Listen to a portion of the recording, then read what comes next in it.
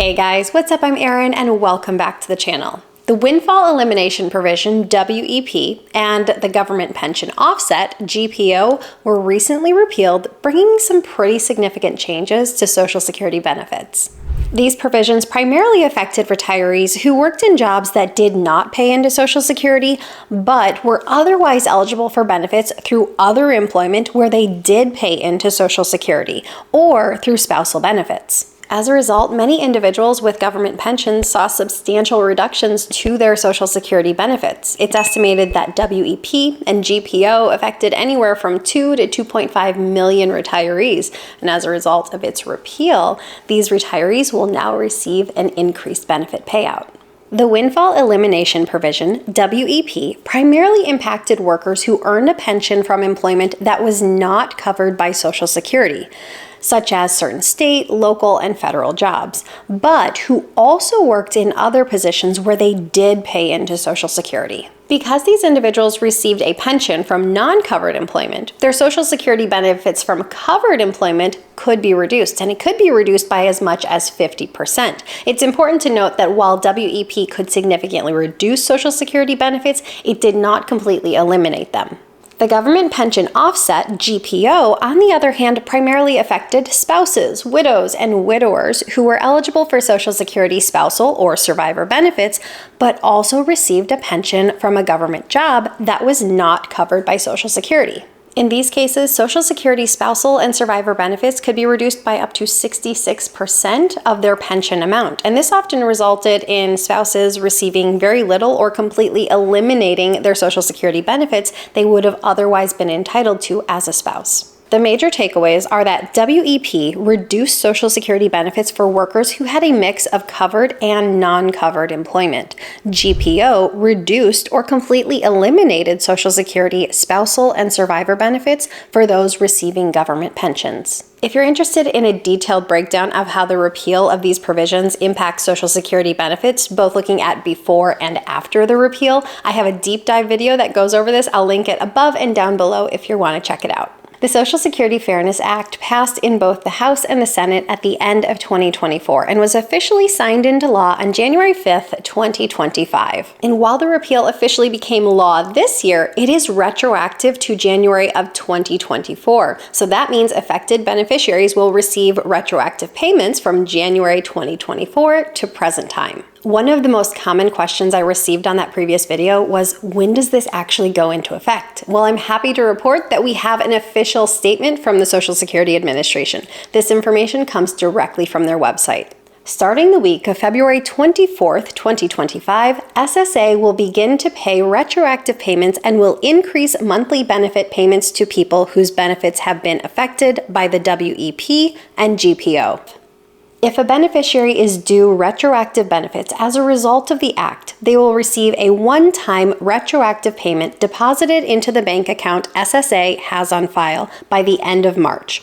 This retroactive payment will cover the increase in their benefit amount back to January 2024, the month when WEP and GPO no longer apply. So if you were affected by the WEP or the GPO, you can expect a one-time lump sum payment from the Social Security Administration in the very near future, or you may have already received it. And this one-time lump sum payment will cover all the retroactive benefits from January 2024 to February of 2025. For example, let's say you were impacted by the Windfall Elimination Provision, WEP, and had a $250 monthly reduction in your Social Security benefits as a result.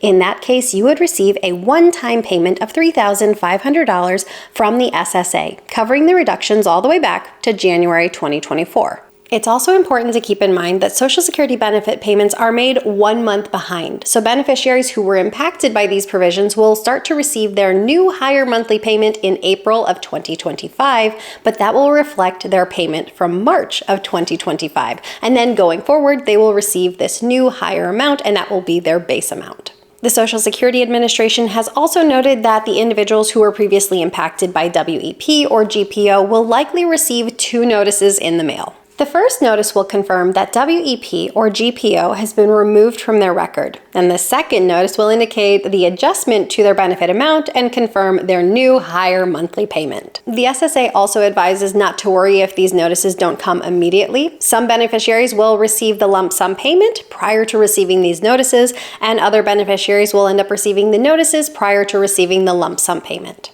Since the SSA expects all payments to be processed by the end of March, they're urging beneficiaries to wait until April if they have questions or concerns about their one-time lump sum payment or questions about what their new higher monthly benefit would be, since this will give them the time to process these payments and get information accurately updated in their system. Keep in mind that, yes, Social Security does process payments 1 month behind, so if you call in April, they will accurately have the information for what your payment of March of 2025 will be.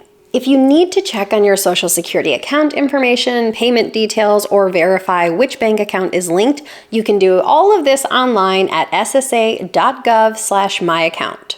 This website is an absolutely invaluable resource no matter where you are in your career. If you're just getting started, if you're mid-career, if you're retired, I highly recommend starting an account with SSA. This allows you to make sure that your earnings are properly reported to them. It allows you, if you're not retired yet, to estimate what your future benefits might be. And if you are retired, it allows you to track and make sure all of your information is correct. And not only does this website have important and useful information, it also helps you avoid really long hold times on the phone. So if you don't have an account yet, set one up. Another big question I received on my previous video about the repeal of the provisions was, what if I never applied?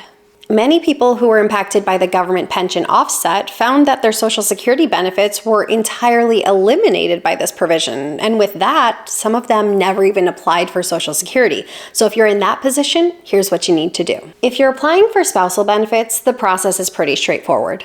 Go online to apply as soon as possible, ssa.gov/apply. Also note that the application has not yet been updated, so it will ask about pension information. Fill it out as per usual, but just know that this information will not be used to impact your benefits in any way. If you are applying for survivor benefits, this application is not available online at this time. You will need to call the Social Security Administration at 1-800-772-1213. When you call in and you hear that system prompt, "Hey, how can I help you today?" your key phrase is Fairness Act. If you say Fairness Act, that should direct you to a WEP GPO trained employee who should be able to help you with this specific situation. Under normal Social Security rules, if you apply at full retirement age or older, you can receive up to 6 months of retroactive benefits. However, the Social Security Fairness Act supersedes these rules for those affected by the GPO repeal. So if you had never applied for Social Security benefits because you were otherwise ineligible due to GPO previously,